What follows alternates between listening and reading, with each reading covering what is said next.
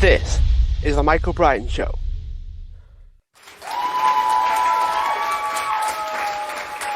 Hi everyone, welcome back to the show, and today I'm joined with Sabri Suby, who's the best-selling author of Sell Like Crazy and the founder of King Kong, the online marketing agency.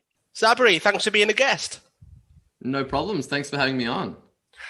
Now, those of you that have no idea who he is, it's probably worth just starting with your origin story, So share a bit about where you grew up, what it was like for you, and, were you always pushed into business or not? So share a bit about the origin story.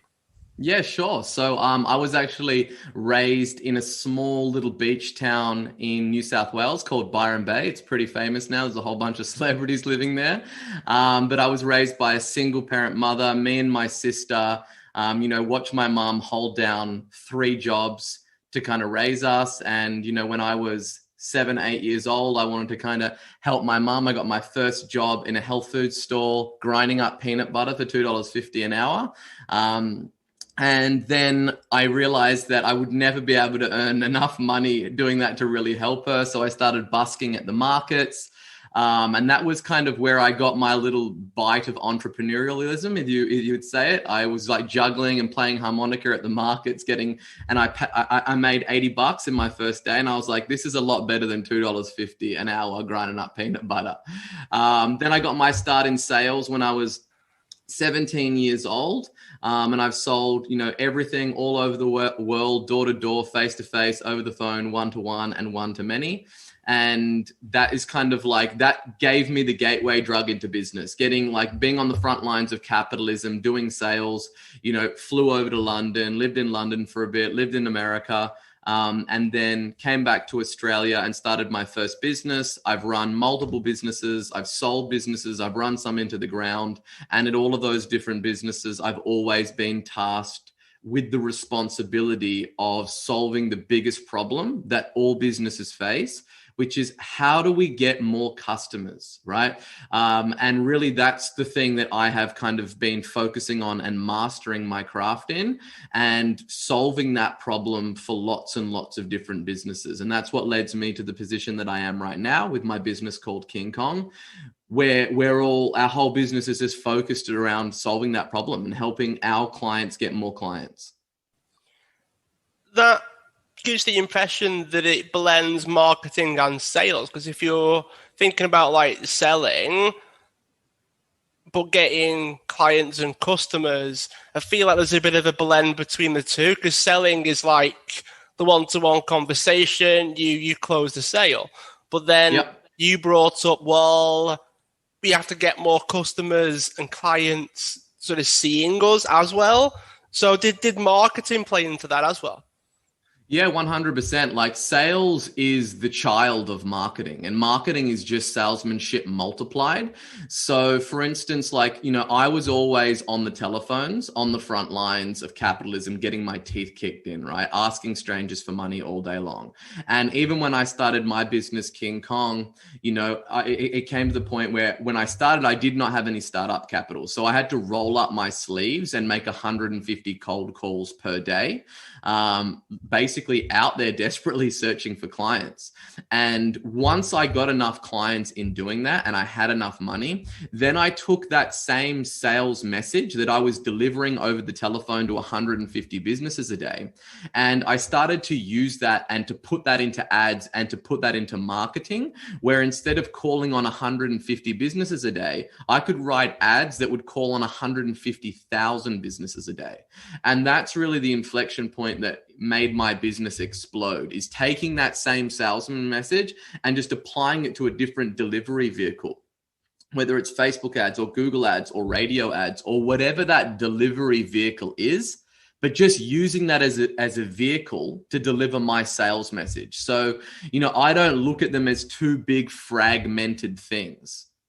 What I would say to somebody on the telephone is more or less the same kind of message that I would put into my marketing material.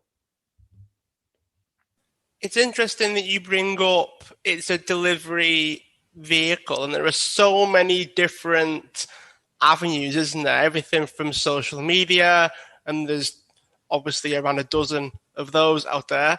Then you've got email and all kinds of other ways and means of spreading your message as well. How many do we need to do?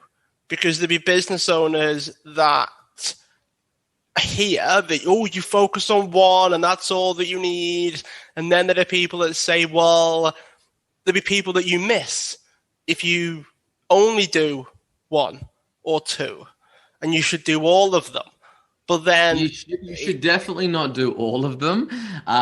But basically the way that I look at it, it's like a table, right? The more legs that you have on that table, the more sturdy that it is. So you never want to build your business as a one-legged table, because anything can happen. There's all this stuff in the news right now with Facebook and iOS, and Google just announced that they're going to stop doing third-party tracking and all of that kind of stuff. However, right, in saying that, you've only got 100 units of time. And if you split that up across 10 traffic channels, then you're not going to be nowhere near as good as if you just focus on two. And the only two that you need to focus on right now is Google and Facebook. There's lots of other noise out there, TikTok, all these other different delivery vehicles, right? Facebook and Google, they're the only grown-ups in the room right now. And they're the guys that really occupy the lion's share of attention online. There's no way that you can tap out on those two traffic channels, right? You really can't even tap out on one. You can get crazy scale on one, but I don't like just having one, because things change all the time. And if you're solely reliant on Facebook as the number one means to get customers, and you're building a business and you've got employees and they're relying on you to feed them and feed their family, you're putting a lot of all the eggs in that one basket. So, I would say that you need two traffic channels, and if one changes, you can quickly pick up the slack on the other one, and then you can find another traffic channel to replace that. But you definitely don't want to scatter your time and attention on 10 different things, right? Because you're never going to be able to master two traffic channels if you try to add 10 in there, and you're going to get overwhelmed and you're not going to get the results that you want.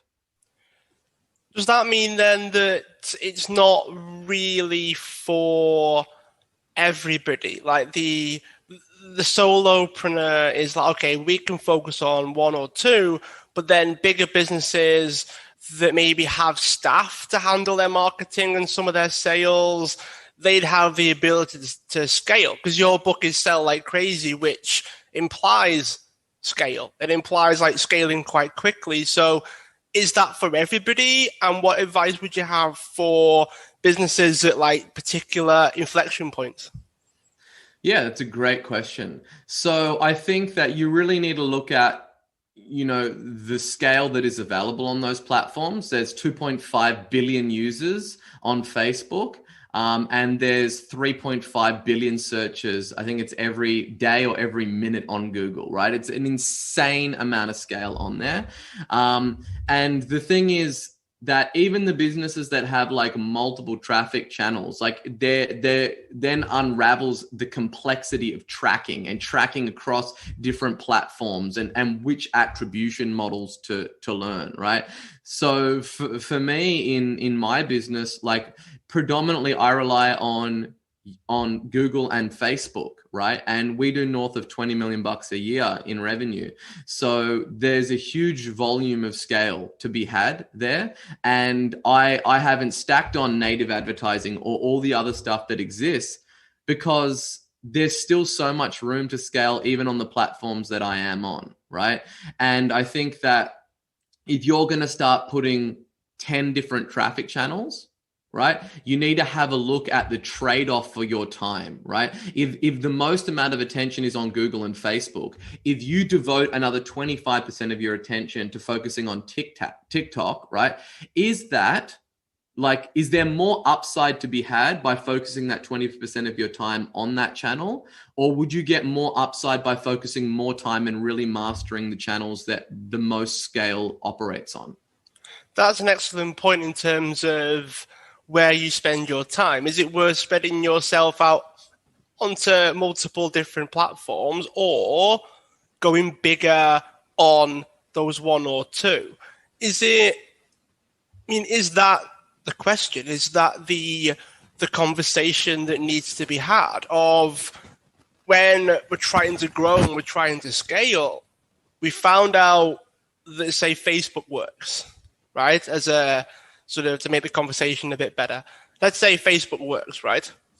And we go, right, do we go to Instagram or do we just play bigger on Facebook? Are there advantages of broadening, or should we just throw everything into the platform that works at a smaller scale?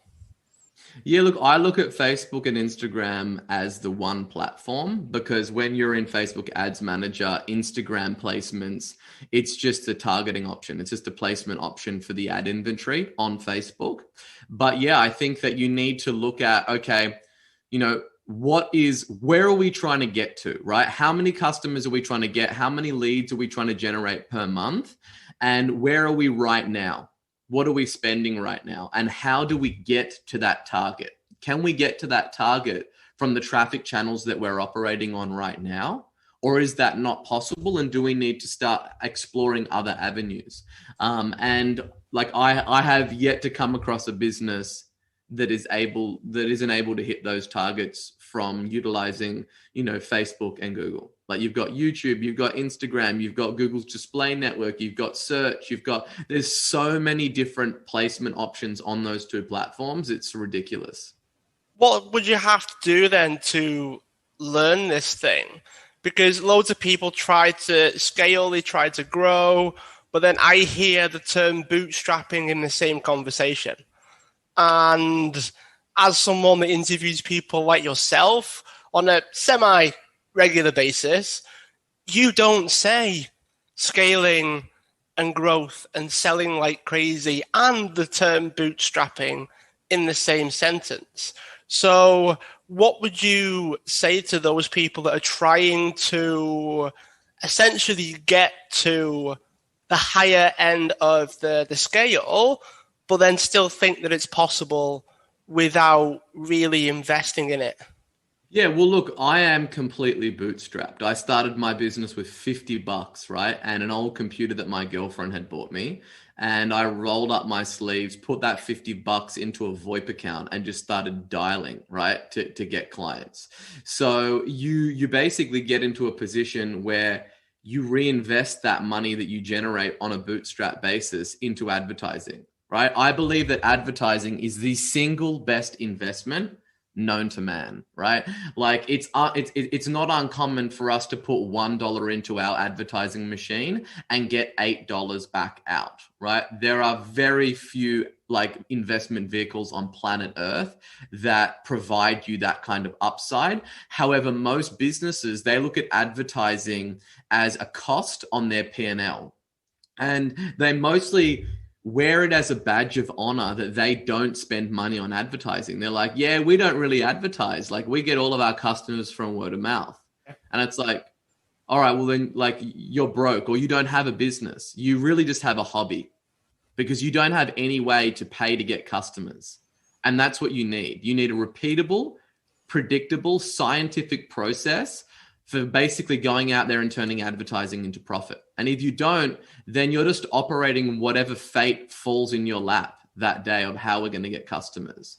So realistically, like I look at, if you're bootstrapped, you want to basically create a situation where your overheads are non-existent. Like you're just operating from your home, you've got contractors or you're moonlighting, you're doing all the work and you are hoarding all of that money like a squirrel for the winter, right? And they're just all put into an account and you're not allowed to touch that money. That's not your money at all. It's the marketing machine's money. And you keep living like that, right? Where you're just living well beneath your means until you've got enough money put aside that you can start advertising. And then let's just say that you get to a position where you can put $5,000 or $10,000 aside into your marketing fund, right? That stays in a marketing fund. You don't own that money, okay? So then you invest that $10,000 and let's just say that you turn it into $50,000. Then you take that $50,000 and you invest it, right? And you turn it into $500,000 or whatever those numbers look like for your business. Yeah. And you basically keep feeding the beast. You keep that in like that wheel going, that feedback loop going, and it gets louder and louder. And then you have more money to invest to get to the scale that you ultimately want to get to. But what I see far too often is business owners treating their trading account like their personal bank account. And they're like, oh, I've got like 50K in the bank account. Let me go buy some stupid shit, right? Or let me go spend this, or let me go and do this, or let me go and do that. And it's like, no, like that's you have to make a sacrifice today, right? And do what other people won't do today, so you can live like other people won't live further down the track. And if you want to get to that scale, then you have to invest all of that. You have to be all in. I'm just picturing a squirrel hoarding nuts, hoarding all the nuts away for the winter. So what's that's made me laugh. What's some of the things that people can do once they start hitting scale? Because, I mean, before we get to that, what was your personal first, this is selling like crazy thing? What was yours? What was your sort of, wow, this is really taking off?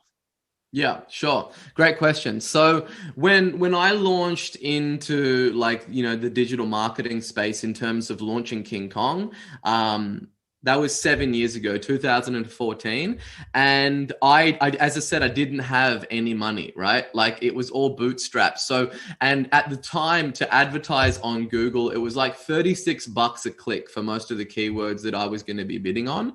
And there was people that were much more established than me at the time that were deploying huge amounts of money that I didn't have, right? So I felt like that wasn't a game that I was able to win at that stage. So what I instead of doing that, I intended to do basically a contrarian angle to the market.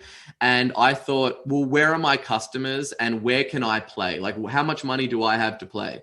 And I invested the money that I did have, funnily enough, into radio ads.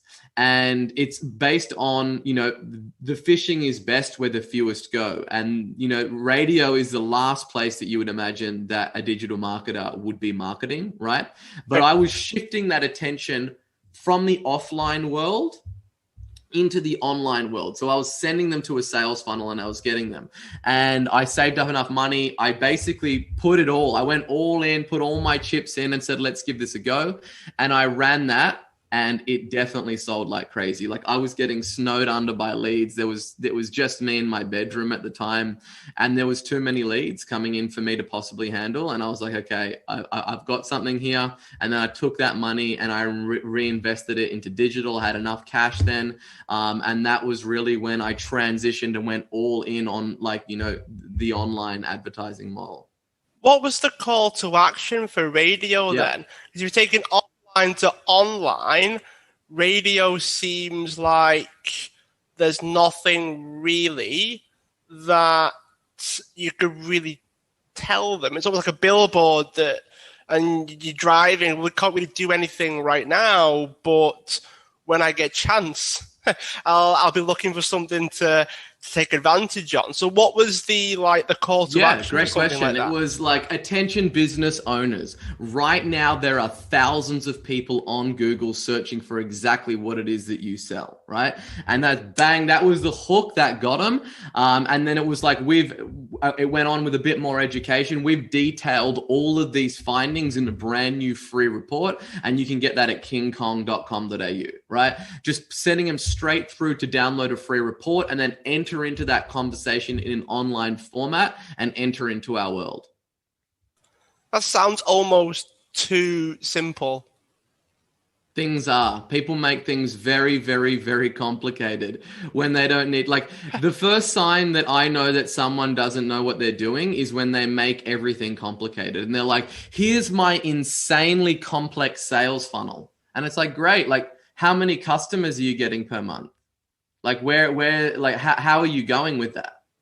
Oh, we're getting like one customer or two customers a month. And it's like, yeah, because everything's too complex. Like you can't track anything, right? So like, you don't need anything like, we've blown up, a business, an aged care business, from $4 million to $25 million in 18 months with 2 web pages, just a 2-page, 2-step funnel. I've taken home builders from $0 to $8 million in, 7 months with 1 page. And like all the way up to, launching mattress companies from $0 to $13 million in their first year with basically a 2-page website. So it really doesn't need to be this crazy complex thing. You can keep things simple and you can get violent scale. That's definitely worth mentioning, because there are a lot of industries out there, business being one of them, whereby they're trying to make it complicated in an attempt to almost convince you that you need someone to help you with it. Yeah, and the most sophisticated people are the people that can take complex ideas and turn them into simple things.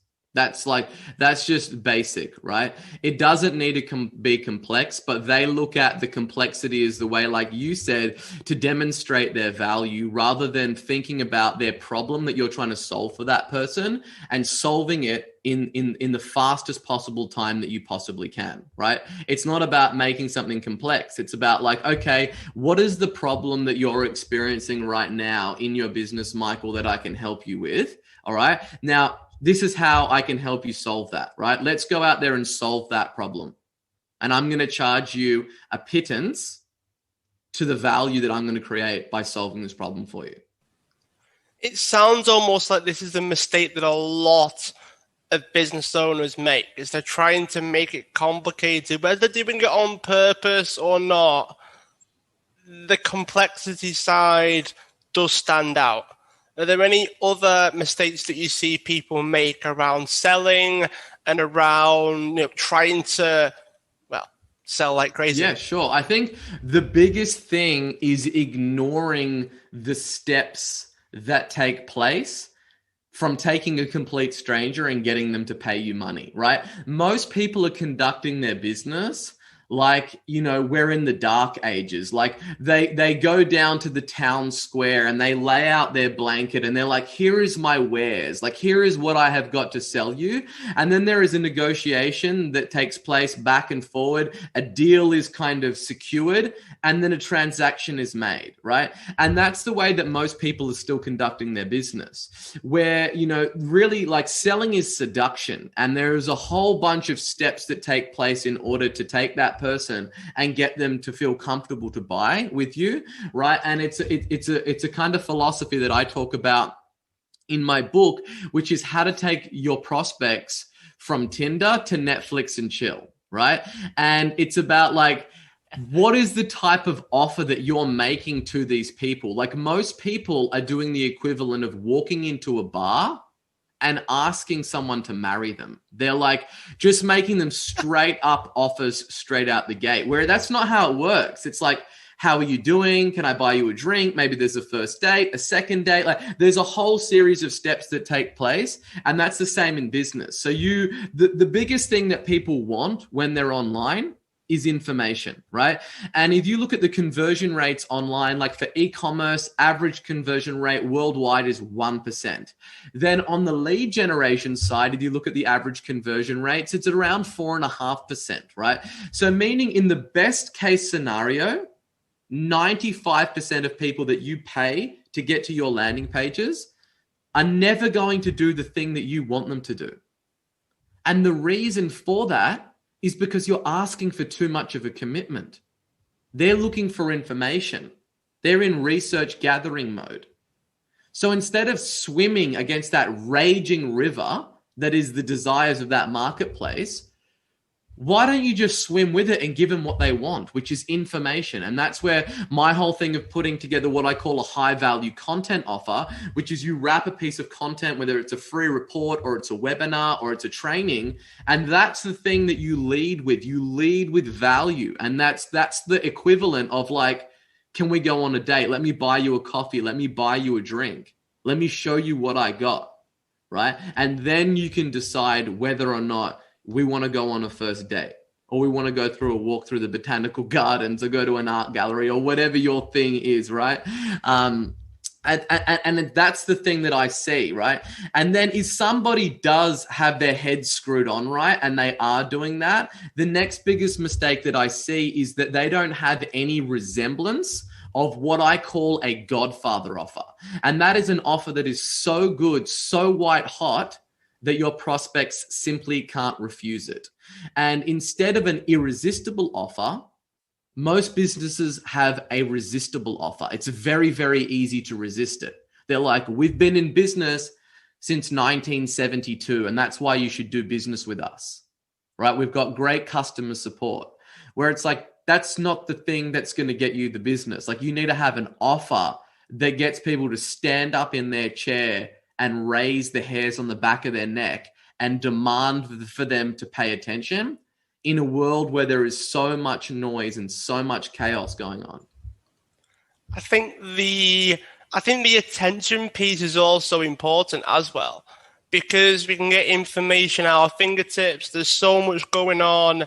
Everyone's essentially trying to do the same thing, which is get your attention. And you mentioned the irresistible offer, which is obviously subjective. What's irresistible to yourself isn't irresistible to me, which stands to reason that these offers need to be tailored somewhat. That is a great point, and it couldn't be any truer. So the way that you do that is another strategy that I've called the Halo strategy. And it's basically where you go into your market and you go online and you basically camp out inside the mind of your dream buyer to gather intel, to then pump up your offers and put them put them on steroids, right? And the way that you do that is by going, to forums, by going to Reddit, by reading the Amazon reviews, by looking at the YouTube comment sections and finding out exactly, right, what the bullseye is of your market. And that is that white hot center where, you're really understanding the questions that is keeping that person up at night, tossing and turning, unable to sleep. And you're able to see what they're searching for on their iPhone at 3 a.m., right? That they're looking for answers to. And it's only once you know exactly what it is that market wants, what are those hair on fire questions and problems that they're trying to solve. And then your offer needs to be the solution to those pressing problems. And that is how you get an irresistible offer. Is that something that you can actually find out? Because dare I say it, a question like, what keeps you up at night? You're probably not going to get a whole lot of people jumping at that kind of question. So how do you find out not the little niggles, not the it would be nice to solve this, not the wouldn't it be cool if that would happen? Because loads of people are doing that. How do you get to that one thing that's probably not exactly, might not even be public knowledge? Yeah, sure. Well, I can tell you right now that it is public knowledge, and I can tell you how to find out that burning bullseye, right? So you're right. Like in any market, it's like you've got the outer rings, and then as you get closer to the dead center, that is the bullseye, right? And that's the only thing that we're concerned with hitting, right? Because a bullseye is present in every market, and it doesn't matter if you hit it with like a rubber mallet or a 50 cal bullet dead in the center. You just got to hit that thing. And the way that you find it is by looking at, you'd be surprised at the stuff that people say online, right? It's like, you're like a fly on the wall listening to thousands of conversations. So realistically, what you want to look at when you go to forums and all these places is like the long, lengthy, meaty reviews, right? And you'll be surprised in what people are saying. And going into Facebook groups and reading the posts and seeing like people pour their heart out in these things of the problems that they're trying to solve. And then you can click over to their profiles and you can see where they live, what you can guess what their ages are, and you can kind of put those pieces together. But a lot of these people, like, they're writing very, very long questions about what they're like in forums. There's lots of back and forth banter. There's people posting in the comment section. There's people saying, hey, I bought this book to solve this problem, but it was missing this, or it really helped me solve this. And you can definitely unequivocally find out exactly what is motivating your market. And then you don't stop there. Once you've got that and you get the customers, then you continually survey them and you continually look at what they're doing. I really hope that people listening to this are actually hearing that. You know, the biggest problems that your customers are struggling with, you can find it. It is out there. You can look. You can get that information before you then essentially reflect back and say, I can solve that.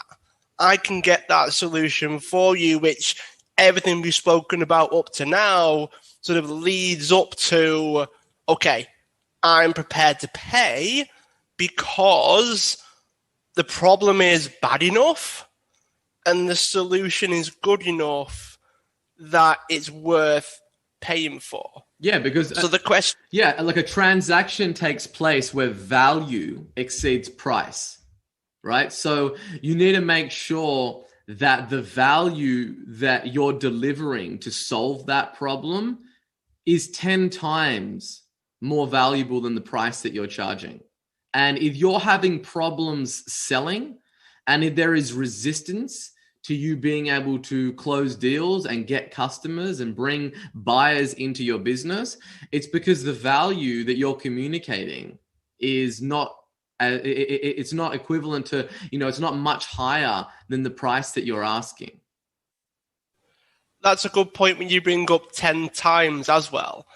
But one of the counters, I guess, that I've come across anyway, is something that is a bullseye tends to be priceless for these people. It would completely change everything. And if you do enough research, it's not just the problem. It's not just the solution.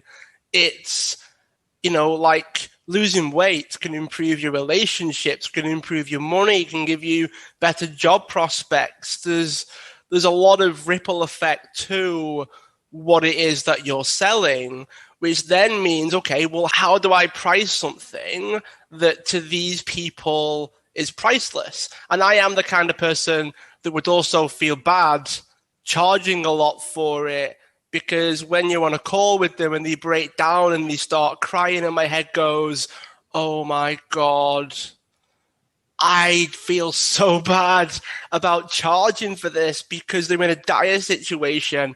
The problem is borderline, like life-defining, and yet you have this problem and you're basing it on 10 times the value that you're able to bring. What if it is that meaningful? What if it is priceless to these people?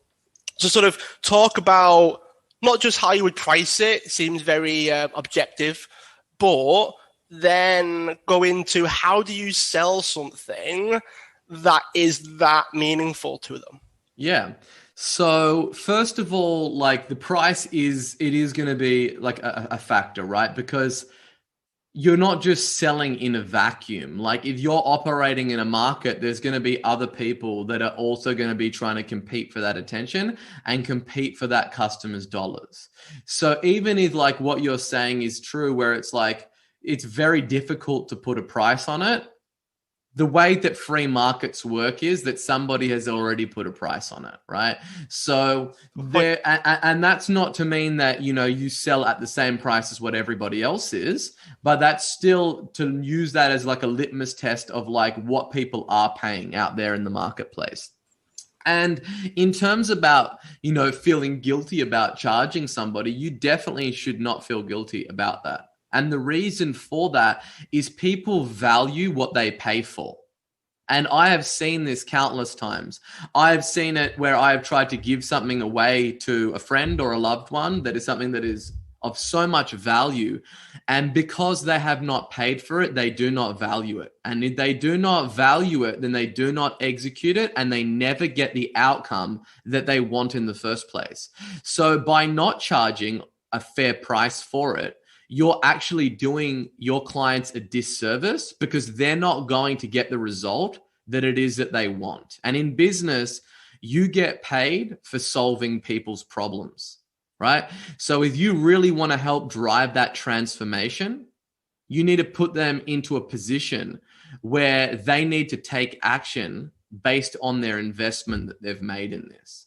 And as hard as it can be, as someone's emotional or they're in a rough spot, you need to keep in your mind that the money that you're charging is going to keep that person accountable to give them the transformation that they're seeking.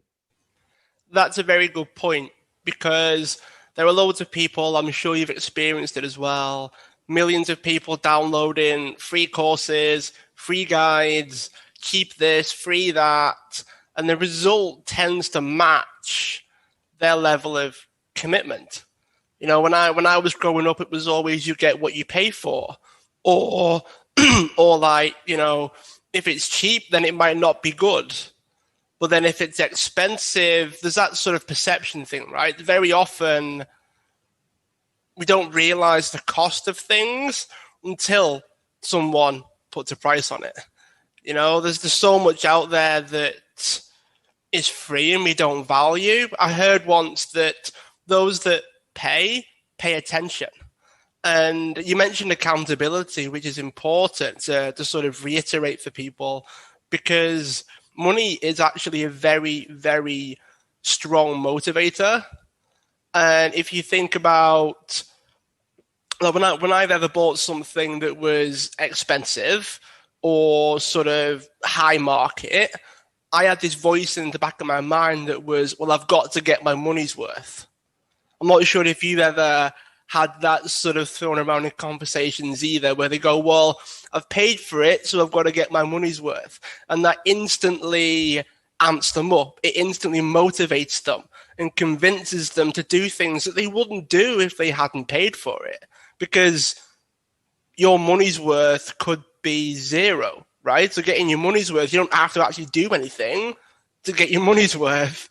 But if you've paid a lot for it and there's a high level of commitment and the result's quite big that they've promised that you'll be able to get if you invest in this thing, it's almost like all the stars align and all the ducks are in a row. If the price matches the result and the level of commitment and accountability that they need in order to get the result. It's almost like none of that happens if you don't actually invest anything in it to begin with. Yeah, 100%. Like, you know, if you've got skin in the game and you've got money, like the more money that you've got in it, the more skin in the game that you've got to actually be committed to get the result, right? Because depending on what it is that you're offering, like, it's not going to be like, you know, a silver bullet for someone. Like you brought up the weight loss thing, right? If you're a personal trainer and you're signing somebody up, I don't know, for a 3,000 pound package over 90 days or whatever that looks like, right? Then they've got 3,000 pounds in it. Like they got to get a result, right? They've got to do the work, because they're not going to want to feel like waking up at 5 a.m. and coming to a workout and leaving everything in the gym and going hard on it. But if there's that 3,000 pounds, you can bet your bottom dollar that's going to be more of a motivator and it's going to be more of a driver for them to actually get the result. Now, let's say that you charged them 20 pounds. They don't have as much skin in the game, right? Oh, it's cold out this morning. Like it's raining, like my gym stuff's in the wash. Like maybe I'll just skip today. And then skipping today turns into skipping a week, and then they never get the result that they want, right? Mm-hmm. So it's definitely, you have to look at having a price that is ultimately going to be used to pull that person to the result that it is that they want to get. Have you ever increased the price of something and then actually sold more? And the reason why I ask is because if we're talking transformations for people, if we're talking selling something that solves a burning problem for people. While you were saying that, my brain went, well, if it's cheap, people won't trust it. If it's cheap, people will think like they're not very good, or they've not got the experience. Like sometimes if the price doesn't match what the result is, I don't know about you, Sabri, but I'd be pretty skeptical. I don't know about you. If it was like body transformation for a fiver, I'd be like, well, I'd question that. I'd question whether you were actually good enough at getting said result. But then if it was a bit more expensive, I'd go, okay, yeah, that's actually a bit more reasonable, even if it's more expensive. So have you got any stories around this whereby you've actually increased sales or increased the level of trust or something in a company by increasing the prices? Yeah, that's the first thing that I tell all of my clients is straight away to double their prices, right? And I literally say double your prices. And the reason that is that most people don't even factor the biggest cost in the business, which is customer acquisition cost. And I'm always met with a ridiculous amount of resistance from people like, no, I can't increase my prices. Like, this is what we sell at. This is what it is. And I'm like, just double them. Just double them, report back to base. Let me know how you go. And I think of one of my clients who sells Pilates teacher training, right? Education around that space. He doubled his prices and it did not reduce the amount of volume that he was selling. Right. So immediately it's just a huge boost in profit. And then he doubled his prices again. Still no resistance. Right.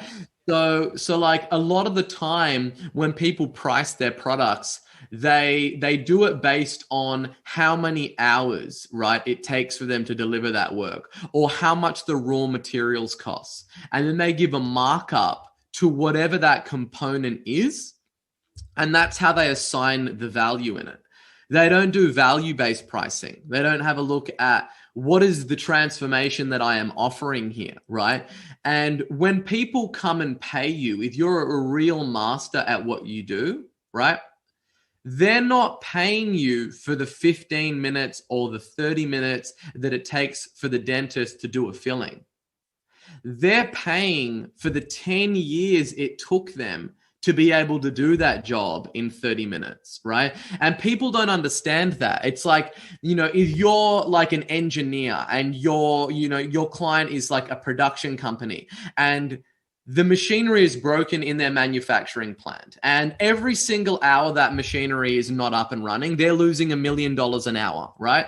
And they've had all these engineers come in and try to fix it and then no one can fix it. These guys are losing millions and millions of dollars a day. And you come in and you know exactly where to put the part on that machine, and you fix their problem in 15 minutes, and you charge $1 million to do that.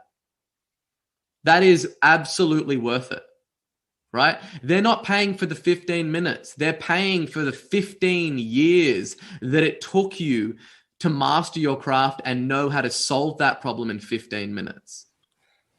That's amazing. When you shared that story, one that literally came into my head was it was about Picasso was in a restaurant, right? And he was doodling on a napkin. And the woman that was serving him, the waitress, went, "Well, that looks really good. How much would that be if you were to sell it to me?" And he goes, "Oh, probably around $30,000." And her face dropped, right? And she was like, "Oh my God, you just did it then. It took you like 5 minutes." And Picasso would turn around and go, "No, it took me 30 years to be able to draw that well in 30 minutes. And if you think about the engineering example that you gave, like the amount of money that you're losing by not running, the machine running, combined with the time that you're saving, combined with somebody else that might take longer to do it, because I know engineers can be quite particular about time and things being done really well. That's totally worth it.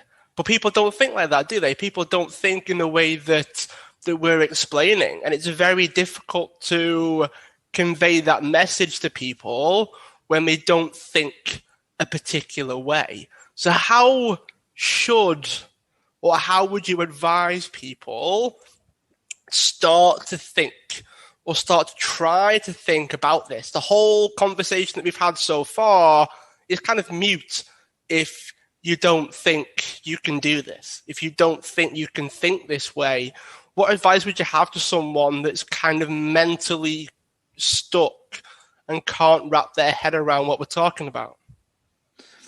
Yeah, look, most people, like most salespeople, they default to the easiest thing, which is to pull their pants down on price, right?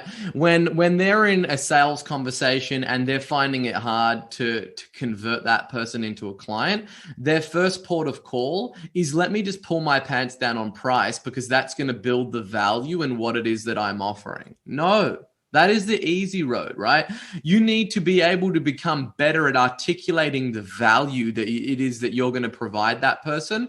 And that all comes down to being able to know what that market wants and how big of a pressing problem this is to them, and simply asking them on a scale of 1 to 10, how important is this for you to solve right now? What will this mean for you if we can solve this? How long have you been trying to solve this? What would your life look like if we could help you solve that? Right? Okay, excellent. I can help you solve that. This is what it's going to cost. Wow, it's a lot of money. Is it really a lot of money? How much value would you assign to solving that problem? Because you just told me that it's a 10 out of 10 level of importance to you, and you've been trying to get there for 3 years, for 10 years, right? It's cost you a lot to get there. So what's the opportunity cost for you to wait another 3 years? Right? I'm not cheap, but I'm the cheapest in my market. What do you mean by that? Right? Well, the person who's the most expensive, who is the person whose strategies don't work. Right?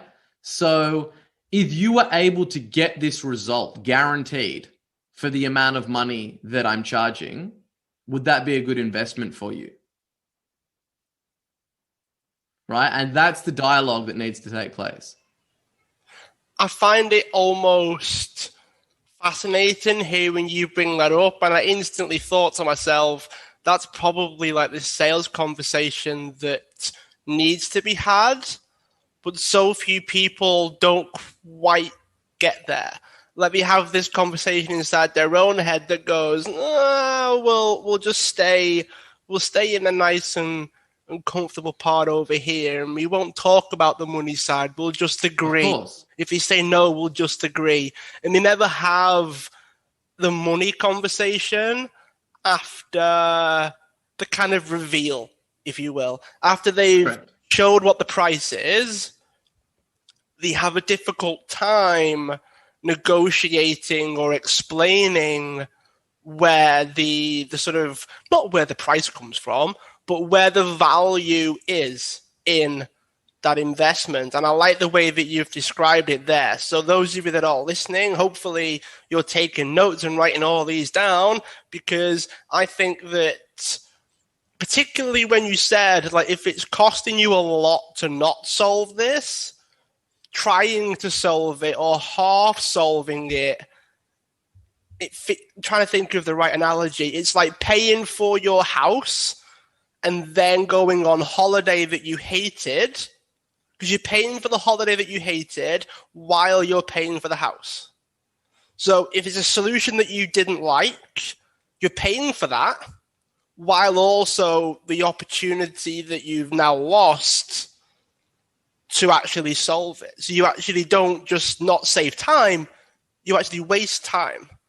And you actually pay for something that doesn't work. So this is also why people don't buy a lot, because they're skeptical, they're not sure if they can actually get the result. So this could be the voice that's in the mind of the person you're trying to sell to. If I'm not quite convinced, that's what could happen. They do something that they don't get the result, and they've wasted time and the money on paying that thing, but also how much it's costing them to not get the problem solved. So how do you how do you balance that? How do you not convince, but how do you display or communicate that you're actually capable of stopping that, breaking that cycle, solving it, and giving them the confidence in you to be able to do that? Yeah, so that's what it comes down to, having a Godfather offer. Like there is risk present in every transaction, and most businesses try to burden that risk on the prospects, right? Where a Godfather offer is to basically take that risk and guarantee the result, right, of what it is that you have, so that you are then burdening all of the risk in that transaction, right? And when you do that, you're able to convert lots of people into customers, and you've got skin in the game, because then you need to deliver the result that it is that you're promising. And that's like, a compelling offer is infinitely more powerful than a convincing argument. And you don't want to find yourself at the end of a sales conversation trying to have a convincing argument. That's a very interesting thought. Anyway, if you're having to argue it, or if you're having to convince them, or you feel it getting a bit, I suppose, heated, for want of a better expression, you should probably do more work beforehand. Based on what we've talking about and the conversation that we're having, that should never really happen. It should never really get to that point. But what does it take for it not to get there? Is it just the offer, and then you burden some of the risk and you have skin in the game, whether it's through guarantees or whatever the case is? How would you suggest that balance? Because from the person being sold to, there's a lot of risk involved, but then how do you convey that there's risk for yourself as the seller? We're going to be partners in this deal, right? So how committed are you? You're a level 10 out of 10 committed. All right, so am I. And I'm willing to guarantee you the result, right? I'm willing to have skin in the game and guarantee you to get to that outcome. But this isn't some magic spot on the genie's belly to rub that's going to make money magically fall from the sky. Or it's not some like silver bullet or magic bean that you can take that's going to make you lose the weight. Like, you're going to have to do the work. And my guarantee to you is, if you do the work, you will lose X amount of weight. You will get in X shape in time frame. Otherwise, I will give you your investment back. Does that sound fair? I like how the conversation's gone from like, hey, we've almost gone from like an interview style at the beginning to now like, okay, Sabri's trying to sell me something here. We've gone down the road of like, if I wanted something, he's telling me like, I almost want to say yeah to something that I'm not even buying. This is weird, but I like it. I like the way the conversation shifted a bit. Like, okay, how would you do it, Sabri? And you've gone, right, this is what I would do, right? I would do. I think that there's a lot to be said for that. I think particularly if people are skeptical, if people are struggling, there's only so much you can do before you have to say, look, people do actually pay for results. And just going off what you've said there's an element of you've also got to be good at what it is that you do. Otherwise, people shouldn't really pay you.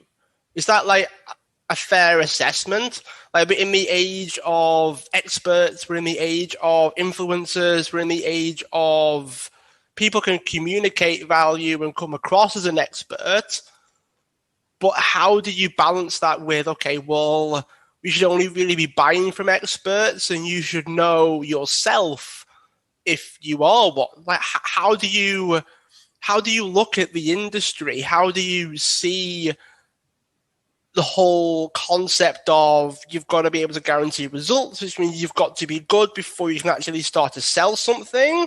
Because if you're not good enough to get the results as the service-based or product-based business or company, there's a lot that you probably need to unpack with that before you actually start to sell something. Yeah, and that's a very long answer that I could give to that. But the way that, like, I'll try to tell it succinctly is that you need to be a master at your craft, right? You just do. You need to know 100% that you are the best solution for that person, right? And if they chose to not buy off you, you would be doing them a disservice because they would go to somebody else that would not be able to give them the result that you would be able to give them, right? And you don't start a master, right? Everybody like starts somewhere. Like all the best chefs in the world started scrubbing the potatoes, julietting the carrots, being the dish pig, taking out the rubbish, right? And you graduate through time and investment and sacrifice to get to a place where you are a master, right? And you can charge $500 for a digger station or the chef's menu, right? That mastery takes time. So you don't start there. And you need to start with that equilibrium of the market, which is, is there more demand or is there more supply? And in the beginning, there's going to be way more supply of your time and your services than there is demand. So you have to charge in proportion to what that is. And then as you get better and you market more, then the whole game is to basically get the demand to far out exceed the supply. And that's just basic economics. And that's where the prices increase.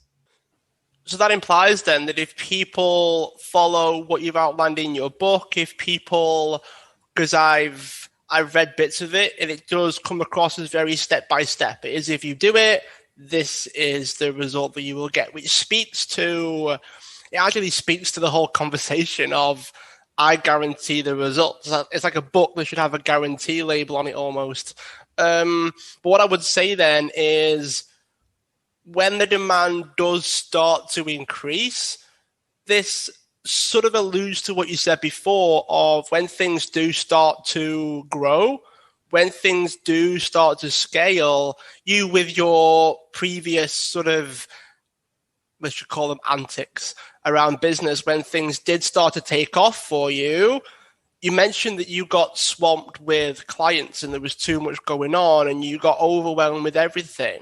So if people follow your book, if people listen to the interview and get a lot from this, what steps did you take and what steps you sort of blend them together? Like, what did you do and what would you advise people do if they take action on your book and things do start to grow?